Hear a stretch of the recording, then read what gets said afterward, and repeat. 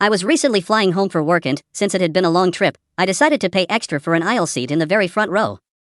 I wanted the extra legroom to stretch out and also figured being near the front would make it easier to get off quickly once we landed.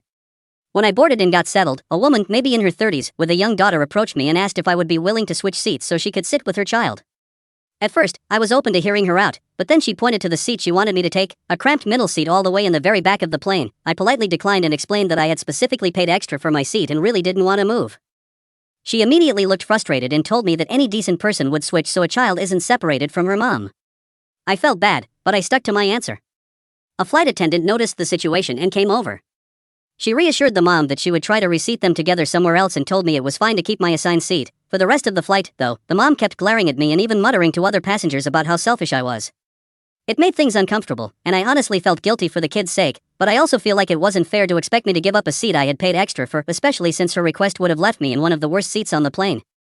I can't decide if I was being reasonable or if I should have just sucked it up for the child's sake. AITJ?